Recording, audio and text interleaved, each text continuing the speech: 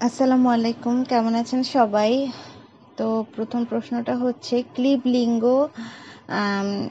এই টাইপের শব্দ কোনটা? হ্যাঁ, তো এটা হচ্ছে গাড়ি।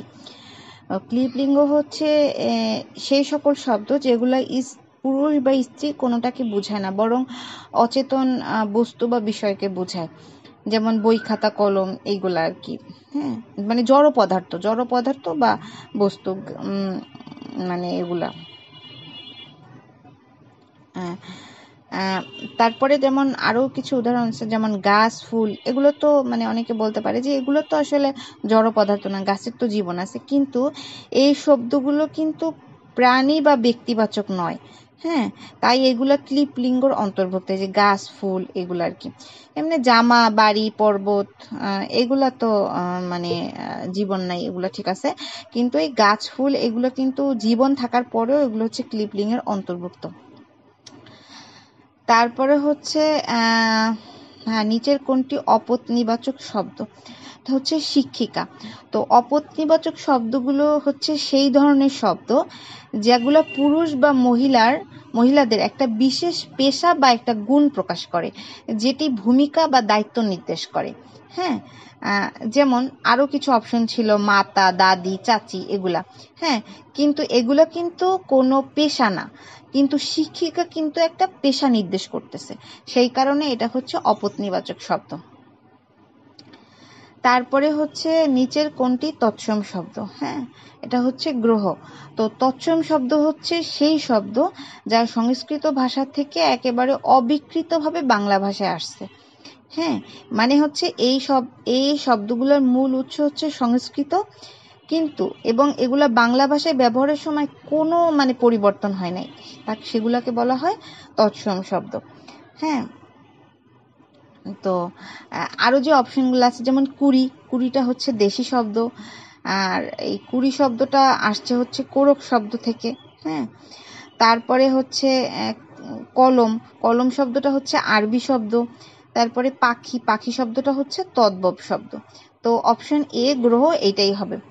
তারপরে হচ্ছে সর্বনামকে কয় ভাগে ভাগ করা যায়? হ্যাঁ, সর্বনামকে ভাগ করা যায় হচ্ছে 9 ভাগে। হ্যাঁ, তো প্রথমটা হচ্ছে ব্যক্তি বা পুরুষবাচক সর্বনাম।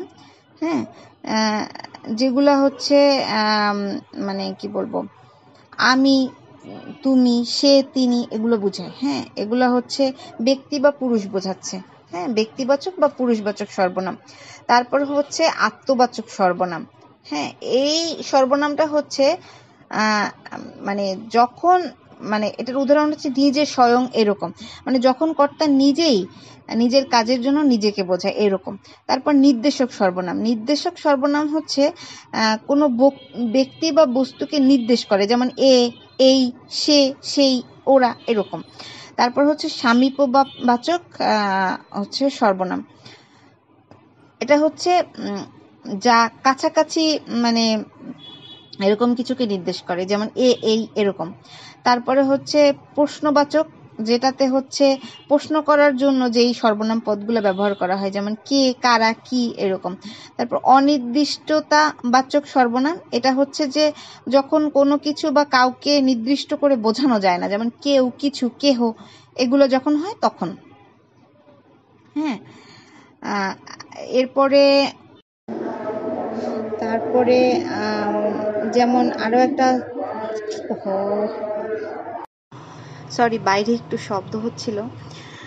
তারপরে আরো একটা আছে, যেমন সাকুল্যবাচক সর্বনাম। এটা হচ্ছে যে সকল সর্বনাম দ্বারা হচ্ছে সমষ্টিগত ভাব প্রকাশ পায়, তাকে, যেমন আদ্যপান্ত, সকল, সব, সবাই, এইরকম।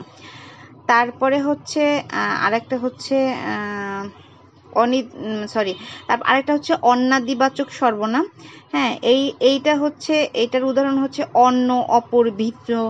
হ্যাঁ, এইসব জিনিস, মানে যেমন এরকম যদি বলে যে এই কথা রেখে অন্য কথা বলো।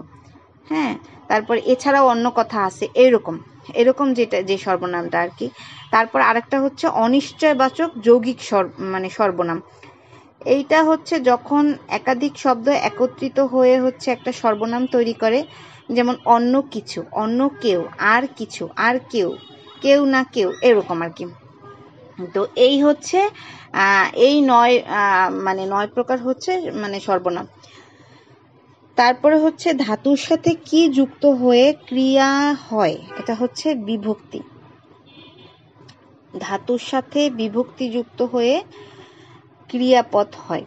হ্যাঁ, তো ধাতু হচ্ছে ক্রিয়াপদের মূল অংশ, যা হচ্ছে ক্রিয়ার অর্থ প্রকাশ করে। আর বিভক্তি হচ্ছে যে কিছু বর্ণ বা বর্ণ সমষ্টি যা ধাতু বা শব্দের শেষে যুক্ত হয়ে পদ তৈরি করে। হ্যাঁ, এই আর কি। তারপরে হচ্ছে বাংলা ভাষায় কারকের সংখ্যা কয়টি? কারকের সংখ্যা হচ্ছে 6 প্রকার। কর্তৃকারক, কর্মকারক, করণকারক, অপাদানকারক, অধিকরণকারক আর হচ্ছে সম্প্রদানকারক। আমরা জানি নিশ্চয়ই সবাই। তারপরে হচ্ছে জমি থেকে ফসল পাই, বাক্যটিতে জমি থেকে কোন কারক? হ্যাঁ, এটা মানে জমি, এটা কোন কারক? হ্যাঁ, তো এটা হচ্ছে অপাদান কারক। জমি হলো সেই স্থান যা থেকে ফসল পাওয়া যায়। তো এই জন্য জমি শব্দটি অপাদান কারককে নির্দেশ করে, কারণ হচ্ছে অপাদান কারক স্থান বা উৎস বোঝায়। হ্যাঁ, তো আশা করছি সবার ভালো লেগেছে। সবাই ভালো থাকবেন। আল্লাহ হাফিজ।